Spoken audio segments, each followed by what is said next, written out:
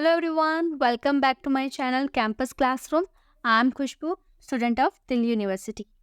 आज की वीडियो में हम नया टॉपिक स्टार्ट करने वाले हैं, जिसके थोड़ा सा इंट्रोडक्शन मैंने आपको लास्ट वीडियो में भी दिया था और उससे पहले की वीडियोस तो मैंने आप लोगों को एक्सप्लेन कर ही दी थी।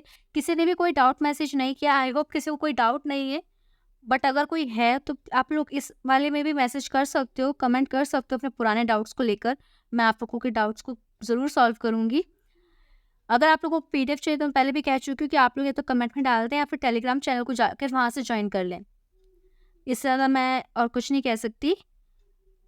मैं अपनी तरफ से पूरी कोशिश कर रही हूँ कि आप लोगों को कोई प्रॉब्लम ना हो, अगर कोई प्रॉब्लम है तो मैं सॉल्व कर सकूँ। सो बिना टाइम वेस्ट किए आज का सेशन स्टार्ट करते हैं, आज की लेक्चर स्टार्ट करते हैं। तो एंटरप्रेन्योरशिप क्या होता है, मैंने आपको लास्ट क्लास में बताया था कि इसमें जो एम्प्लॉयज़ होते हैं उन्हें एंटरप्रेन्योर की तरह एक्ट करने के लिए मिलता है, यानी कि बिजनेस के ऑनर की तरह एक्ट करने को दिया जाता है, जिससे एम्प्लॉयज़ जो है वो मोटिवेट भी होते हैं और उनको भी और अच्छे से पता चल जाता है कि किस तरह से काम करना है, वो और अच्छे से अपने काम को कर पाते हैं। अब एंटरप्रेन्योर क्या होते हैं, कौन होते हैं? तो entrepreneurs are self motivated, proactive and action oriented people who take the initiative to pursue an innovative product और सर्विस। अब ये क्यों बोला? यहाँ मैंने कहीं भी ये वर्ड यूज़ किया कि एम्प्लॉय। क्यों? क्योंकि एम्प्लॉय मेनली नहीं, यार वो एम्प्लॉय जो सेल्फ मोटिवेटेड हो, अगर वो खुद मोटिवेट है तो भी उसके अंदर हिम्मत आई कि हाँ मैं ये कर सकता हूँ। वो एक्टिव है, एक्शन ओरिएंटेड है, यानी कि एक्शन लेने में बिलीव रखता है, चुपचाप रहने में बिलीव नहीं रखता, और किसी भी इनोवेटिव प्रोडक्ट और सर्विस को परस्यू करने का हिम्मत रखता है, इनिशिएटिव कर सकता है वो उस चीज़ को लेकर। अब एडवांटेजेस क्या होते हैं? Ability to stay in a friendly and well known environment. उनकी अंदर एबिलिटी होती है कि वो ईजिली और फ्रेंडली जो है वो इन्वायरमेंट में ढल सकते हैं। Practicing your skills with an organization lower risk. अब इससे क्या होता है, तुम जहाँ काम कर रहे हो, तुम्हारी वहाँ स्किल्स जो है वो अच्छे से और इम्प्रूव हो रही है, तुम्हारी प्रैक्टिस हो रही है और रिस्क भी लोअर है, क्योंकि तुम भले ही एंटरप्रेन्योर की तरह काम कर रहे हो, एक्ट कर रहे हो, बट तुम एंटरप्रेन्योर नहीं हो, तो अगर कुछ प्रॉब्लम भी हुई तो उसकी जिम्मेदारी, उसकी रिस्क बियरिंग जो है वो एंटरप्रेन्योर को ही करना पड़ेगा। ठीक है? Using company resources, good name and knowledge. Company के रिसोर्स को यूज़ कर पा रहे हो, अच्छे एक नाम, कंपनी का एक रेप्यूटेड नाम को यूज़ कर पा रहे हो, नॉलेज को यूज़ कर पा रहे हो। Access to customer and infrastructure. Customer के एक्सेस हैं, आपके पास इंफ्रास्ट्रक्चर के एक्सेस हैं, आपको ये पता है कि कस्टमर्स का किस तरह से डील करना है, आप इंफ्रास्ट्रक्चर को अपने अकॉर्डिंग यूज़ कर सकते हो। तो इससे बेस्ट और क्या हो सकता है? इसके डिसएडवांटेजेस में है, the reward may not be up to expectation. ऐसा भी हो सकता है कि आप लोगों ने काम तो बहुत किया, बट आप लोगों को उसके जो रिवॉर्ड मिला, आप उससे सेटिस्फाइड नहीं हो। आपको लग रहा है कि शायद हमने तो बहुत ज़्यादा काम किया, उसके अकॉर्डिंग हमें रिवॉर्ड नहीं मिला, बॉस ने तो हमें धोखा दिया, ये किया, वो किया। इन्हें तो हमें बहुत बड़ा सा गिफ्ट देना चाहिए था, बट इन्होंने हमें छोटा सा गिफ्ट दे के अपना काम पल्लू छुड़ा लिया। वो कहते हैं ना, पल्लू छुड़ा लेना, तो वो कर लिया। ठीक है? इनोवेशन में नॉट बी अप्रिशिएटेड अकॉर्डिंगली। ऐसा भी हो सकता है कि बॉस, आपने तो अपने हिसाब से अच्छा काम किया, बट वो बॉस जो है ना, वो आपसे मुँह फुलाकर बैठा है, या फिर हो सकता है उसने आपसे बदला लेने के लिए आपको काम दिया हो। मज़ाक कर रही हूँ, ज़रूर बदला लेने के लिए कोई काम नहीं देता।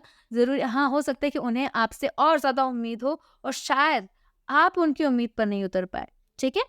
You can be innovative but a certain limit, you are not your own boss. आप इनोवेटिव हो सकते हो, आप सब कुछ सोच सकते हो, प्लान बता सकते हो, कुछ हद तक आप एक्शंस भी ले सकते हो, बट फिर भी आप रियल बॉस नहीं हो। आप अपने खुद के बॉस नहीं हो, आपके ऊपर एक बॉस है जो कि एंटरप्रेन्योर है। आप इंट्राप्रेन्योर हो और वो एंटरप्रेन्योर है, तो बॉस तो वही रहेगा। ओके? अब सिमिलैरिटीज़ क्या होती हैं इन दोनों के बीच में? तो एंटरप्रेन्योर और एंटरप्रेन्योर के बीच में both involve opportunity recognition definition. दोनों को जो अपॉर्चुनिटीज़ हैं उन्हें पहचानना आना चाहिए, उनका पता लगाना आता है। Required unique business concept that takes the form of product.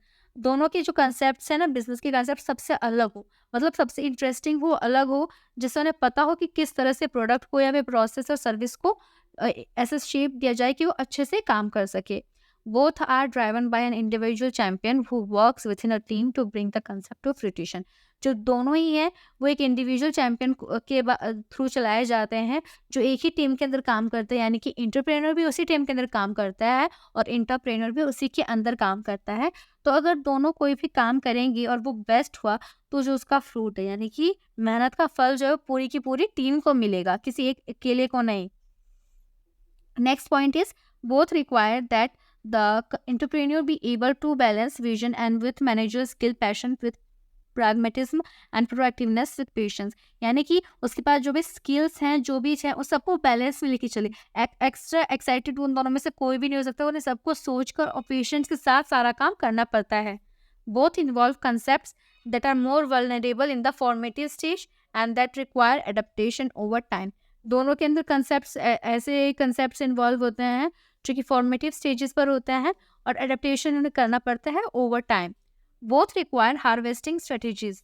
दोनों के अंदर हार्वेस्टिंग स्ट्रेटेजीज होती है, यानी कि अपने काम को एट द एंड हार्वेस्ट, हमने बताया था ना प्रोसेस हार्वेस्ट, यानी कि एट द एंड में काम को अब बंद करना है, क्या करना है या नहीं करना है, या नया कोई बिजनेस स्टार्ट करना है, उनकी स्ट्रेटेजीज इन दोनों के पास होती है.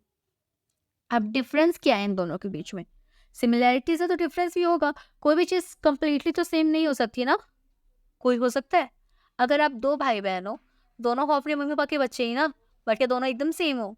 कोई पढ़ाई में अच्छा होगा, कोई थोड़ा लूज, कोई अगर और कोई स्पोर्ट्स में अच्छा होगा तो कोई स्पोर्ट्स में अच्छा नहीं होगा, कोई डांस में अच्छा होगा तो कोई डांस में अच्छा नहीं होगा. हो सकता है जो डांस में अच्छा हो ड्राइंग में अच्छा हो, मतलब ड्राइंग में अच्छा ना हो. तो ऐसी बहुत सारी चीज़ें होती हैं. कोई भी इंसान कंप्लीटली सेम नहीं हो सकता. अगर कंप्लीटली सेम ही होना होता ना तो कोई एक ही इंसान होता है. दो अलग क्यों होते? In the same manner entrepreneur, अगर इंटरप्रेन्योर को एकदम सेम होना होता तो दो नाम नहीं होते, एक ही नाम होता, सिर्फ इंटरप्रेन्योर. ओके, तो इनकी डिफरेंसेस क्या है?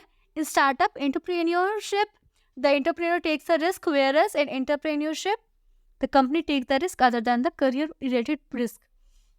यानी कि जो एंटरप्रेन्योरशिप में क्या होता है कि इंटरप्रेन्योर जो होता है उस पर सारा रिस्क होता है, जबकि अगर इंट्राप्रेन्योर जो कंपनी का काम जो भी कर रहा हो उसके लिए जो रिस्क होता है कंपनी लेती है. यानी कि वो सारा रिस्क किसके मत्थे मर्जी रहता है? कंपनी के मत्थे. हाँ, उस इंसान को जो भी रिस्क होता है वो सिर्फ उसके करियर पर होता है कि अगर उससे कोई बहुत बड़ा नुकसान हो गया कंपनी को तो सिर्फ आगे जाकर उसका करियर इफेक्ट हो जाएगा, कि उसके करियर पर एक दाग लग जाएगा कि हाँ इसकी वजह से कंपनी पर इतना बड़ा इफेक्ट हुआ था, कंपनी को इतना बड़ा जो रिस्क है वो फेस करना पड़ा था. इंटरप्रेन्योर क्या होता है? सब्जेक्ट टू और more susceptible to outside influences. In entrepreneur the organization is more insulated from the outside forces और इन्फ्लुएंस. यानी कि जो एंटरप्रेन्योर जो है वो बाहर के लोगों से जल्दी इन्फ्लुएंस हो जाता है, जबकि नहीं होता है कि उन्हें बाहर के लोगों से मतलब नहीं होता. जबकि इंटरप्रेन्योर को जो ऑर्गेनाइजेशन जो है वो जल्दी इंसुलेटेड हो जाता है from outside forces of influence से. ठीक है. The business is owned by an individual in entrepreneurship, whereas in an entrepreneurship it is owned by a company having control over the intellectual property, etc. यानी कि जो entrepreneurship होता है उसमें जो बॉस होता है वही होता है, खुद वही बॉस होता है, जबकि इंटरप्रेन्योरशिप में जो कंपनी है उसके पास कंट्रोल होता है. यानी कि वो जो इंटरप्रेन्योर है वो तो उसका सिर्फ उसका एक एम्प्लॉय है ना जो इंटरप्रेन्योर की तरह काम कर रहा है, बट वो इंटरप्रेन्योर है नहीं. कंपनी किसी और की है, मेन जो काम है वो किसी और का है, बॉस कोई और है. आप काम कर रहे हो इसका मतलब ये नहीं कि आप सिर्फ बॉस हो जाओगे या कंपनी आपके नाम हो जाएगी. रिवॉर्ड्स अनलिमिटेड होते हैं इंटरप्रेन्योर के केस में, इंटरप्रेन्योर के केस में लिमिटेड.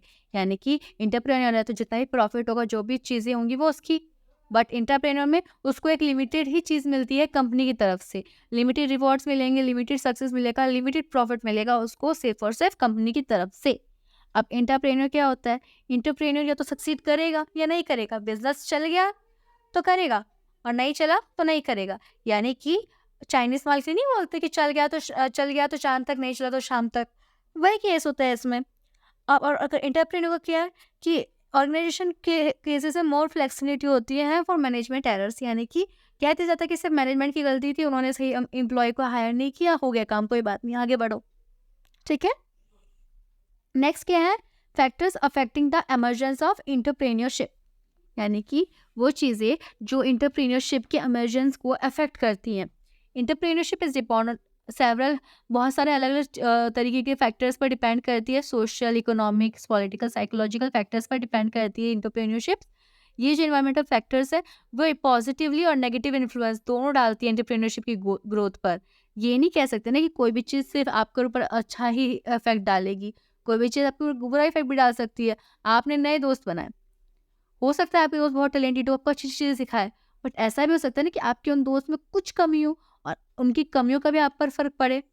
तो positive influences imply facilitating and conducive condition, जबकि जो नेगेटिव इन्फ्लुएंस होता है वो refers to factors inhibiting the emergence of entrepreneurship. Okay, यानी कि अगर पॉजिटिव इन्फ्लुएंस डाल रहे तब तो आपके लिए अच्छा है, आपको आगे बढ़ने में मदद करेगा। बट अगर वो इन्फ्लुएंस जो नेगेटिव है तो वो आपके लिए इमरजेंसी की सिचुएशन जो है पैदा कर सकता है। जो वेरियस इन्वायरमेंटल फैक्टर्स हैं जो इन्फ्लुएंस करते हैं वो है इकोनॉमिक कंडीशन, यानी कि economic environment exercises perhaps the most direct and immediate influence on entrepreneurship.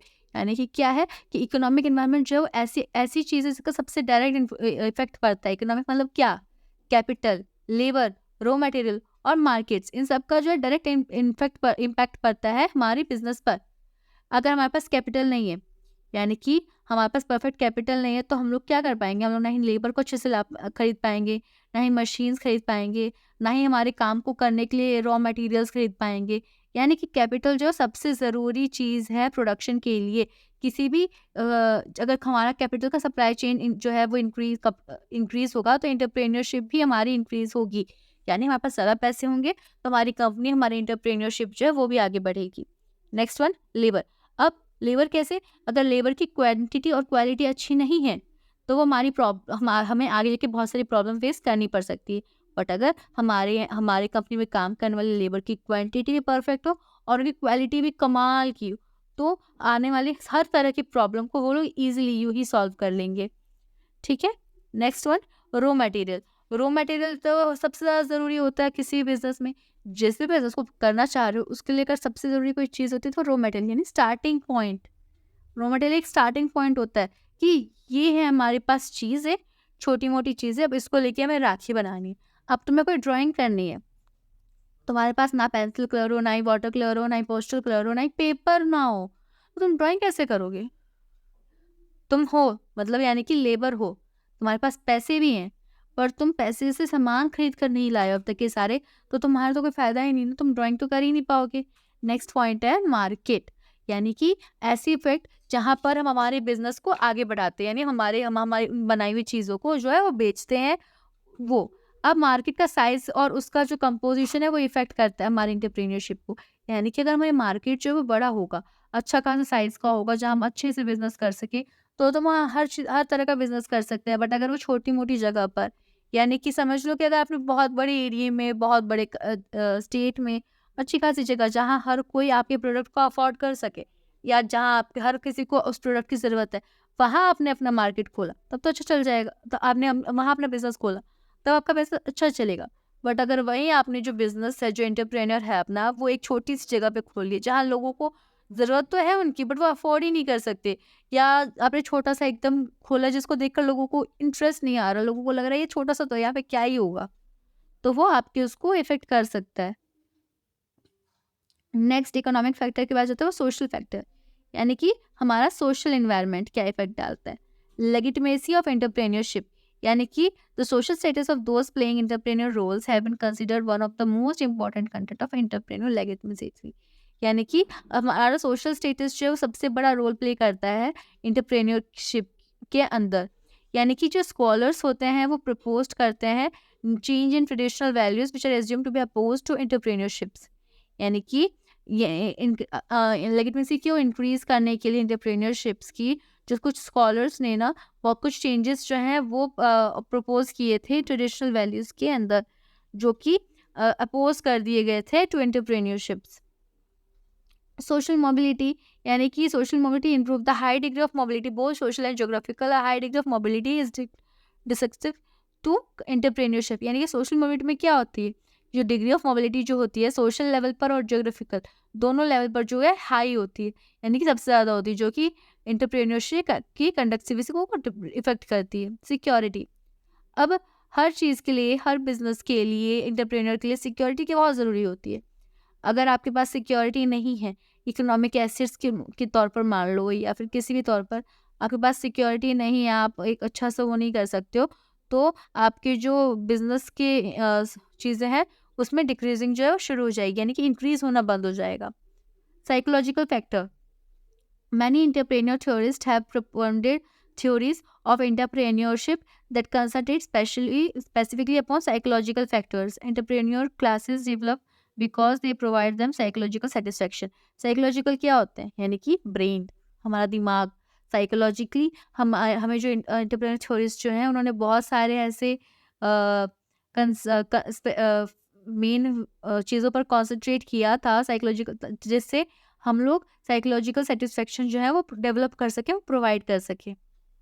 Government influence, government by its action or its failure to act does influence both the economic and economic condition of for entrepreneurship। अब government की जो actions होते हैं वो हमारे business को profit भी दे सकते हैं और डुबो भी सकते हैं। यानी कि क्या होता है, कभी कोई नए नए जो चीज़ें हैं वो निकाले जाते हैं। अब समझ लो अभी अभी तो किसी ने बहुत बड़ी अच्छी खासी मॉल खोली है, सॉरी मॉल छोड़ो, खाने की वो शॉप खोली है, रेस्टोरेंट खोला था, और जब कोरोना आ गया एक इंसान ने बहुत सारे पैसे लगाकर सब कुछ करके अपने लिए रेस्टोरेंट का शॉप खोला था, और वो कोरोना का उस समय कोरोना आ गया। क्या हुआ उससे? गवर्नमेंट ने तो सब कुछ बंद कर दिया ना। गवर्नमेंट ने, मैं ये नहीं कि गवर्नमेंट गलत ही करती है, वो हमारे मन में सही सोच ही करती है, बट ज़रूरी नहीं कि वो एक किसान के बारे में जो सही हो हर किसी के लिए सही हो। उस बिज़नेस जिसका नया-नया बिज़नेस खुला ही था, उसने सारा खर्चा कर लिया अपने बिज़नेस, उसके लिए तो बहुत बड़ा नुकसान हो गया ना। ना तो वो बिज़नेस कर पाया, बिज़नेस ही बंद हो गया, और जो पहले से उसके पास जमा थे पैसे वो सब तो उसने उस बिज़नेस में लगा दिए, जो कि बंद हो गया। तो इसीलिए इस तरह के रिस्क को कम करने के लिए भी हमें अच्छे से सब कुछ देख समझ कर और गवर्नमेंट से सपोर्ट पाकर ही सब कुछ शुरू करना चाहिए। अब next, role of an entrepreneur in economic growth, यानी कि इकोनॉमिक ग्रोथ में इंटरप्रेन्योर का क्या रोल है। ये हमारा आई थिंक लास्ट टॉपिक है। हाँ, ये हमारा लास्ट टॉपिक है, तो इसे अच्छे से करते हैं, इसका हमारी यूनिट 1 जो है वो कम्प्लीटली कंप्लीट हो जाएगी। कोई भी डाउट हो तो आप लोग उसको कमेंट सेक्शन में डाल सकते हैं, मैं पूरी कोशिश करूँगी कि आपके डाउट को सॉल्व कर सकूँ। तो आज का टॉपिक हम स्टार्ट करते हैं। द एंटरप्रेन्योर जो क्या है, act as a triggered head to give a spark to economic activities through his entrepreneur decision. मतलब ये है कि जो भी डिसीजन जो हमारे एंटरप्रेन्योर लेते हैं वही मेन रोल प्ले करते हैं, यानी कि उनका जो रोल होता है वो सबसे ज़्यादा इम्पॉर्टेंट होता है इकोनॉमिक डेवलपमेंट के लिए। अब जो उनके रोल्स हैं वो मैंने सिस्टमैटिक और ऑर्डरली मैनर में यहाँ पे लिखे हुए हैं। पहला क्या काम होता है, प्रमोट्स कैपिटल फॉर्मेशन, यानी कि जो एंटरप्रेन्योर जो होते हैं वो अपनी आइडल सेविंग ऑफ पब्लिक के through the issues of industrial securities entrepreneur employ their own as well as borrow resources for setting up their enterprises. यानी कि इंटरप्रेन्योर क्या करते हैं, सबसे पहले कैपिटल फॉर्मेशन करते हैं, यानी कि बिजनेस स्टार्ट करने के लिए जो पैसे चाहिए होते हैं ना, सबसे पहले उसे अरेंज करते हैं, उसको फॉर्म करते हैं। वो कैसे करते हैं, या तो वो उसके लिए खुद के पैसे यूज़ करते हैं, या फिर जो भी उन्होंने जहाँ से भी बोरो किया होता है रिसोर्सेज वो उसको यूज़ करके अपना इंटरप्राइज जो सेट करते हैं। उसके बाद जो भी उनकी पब्लिक सेविंग्स होती हैं वो उसको इन्वेस्ट कर कर जो भी हमारे और भी उससे रिजल्ट निकलते हैं, जो भी प्रॉफिट आता है उस सबको यूज़ करके वो अपने फॉर्मेशन को और ज़्यादा कैपिटल फॉर्मेशन को और ज़्यादा इंक्रीज़ करते हैं। और इसीलिए जो एंटरप्रेन्योर होता है वो क्रिएटर ऑफ वेल्थ भी होते हैं, क्योंकि वो खुद अपनी जो वेल्थ है वो क्रिएट करते हैं। एम्प्लॉयमेंट जनरेशन, बार बार बोला है कि जब भी जो एंटरप्रेन्योर है वो एक नई बिजनेस जो है वो खोल रहा है, तो डायरेक्टली या इनडायरेक्टली जो एम्प्लॉयमेंट है वो जनरेट ही कर रहा है। डायरेक्टली कैसे, सेल्फ एम्प्लॉयमेंट, कि एंटरप्रेन्योर के तौर पर वो उसके लिए भी सबसे बेस्ट जॉब है, वो उसने खुद के लिए भी एक इंडिपेंडेंट और ऑनरेबल लाइफ जो है वो ऑफर की है खुद को। और इनडायरेक्टली जैसे उसने बिजनेस सेट किया है तो उसने हज़ारों लोगों को, अगर बड़ा बिजनेस है तो हज़ारों, नहीं तो छोटे मोटे बिजनेस में भी एटलीस्ट कुछ लोगों को तो वो जॉब्स जो है प्रोवाइड करता ही है। कुछ लोगों की तो अनएम्प्लॉयमेंट जो है वो कम हो ही जाएगी इंडिया से। प्रोमोट्स बैलेंस्ड रीजनल डेवलपमेंट, ये मैंने पहले भी बताया था कि बैलेंस्ड रीजनल डेवलपमेंट क्या होती है, कि हमारे आसपास के रीजन में भी डेवलपमेंट करना। अगर उसने स्कूल खोली है तो आसपास के जो स्टूडेंट्स हैं उनकी लिटरेसी बढ़ेगी। अब स्कूल खोला तो लोगों के आने जाने के लिए भी होगा। एंटरटेनमेंट फैसिलिटीज़, ट्रांसपोर्ट फैसिलिटीज़ वो जो है वो इंक्रीज़ हो जाएंगी उसकी इंटरप्राइज सेटअप करने की वजह से। जो भी बैकवर्ड एरिया होंगे, बैकवर्ड रीजन्स होंगे, वो भी डेवलप्ड हो जाएंगे। Reduces concentration of economic power, यानी कि industrial development normally way lead to concentration of economic power in a few hands. The concentration of power in a few hand has its own evil in the form of monopolies. Development in large number of entrepreneurs help in dispersing the economic power among the population. It helps in weakening the harmful effect of monopoly. क्या है कि economic जो भी economic power है उसका जो concentration है ना उसको रिड्यूस कर देता है। यानी कि जो भी एबल लोगों के हाथ में जो फॉर्म पावर होती है, वो उसको रिड्यूस कर देता है। वो कुछ ही लोगों को मोनोपोली बनाने की परमिशन दे पाता है, जिससे जो भी हार्मफुल इफेक्ट होते हैं मोनोपोली के, वो कम हो जाते हैं, वो वीक हो जाते हैं। वेल्थ क्रिएशन एंड डिस्ट्रीब्यूशन, यानी कि क्या है, अब उसने वेल्थ तो क्रिएट की ही अपनी खुद की, अब उसके अलावा वो क्या कर सकता है, जितने भी कैपिटल उसने अट्रैक्ट किए थे जो इन्वेस्टर्स को लेकर, कैपिटल्स या फिर लैंडर्स से, अब उसने उससे क्या किया, अपनी बिजनेस को और ज़्यादा बढ़ा लिया। इसके अलावा this mobilize public wealth and allow people to benefit from the success of entrepreneur in growing business.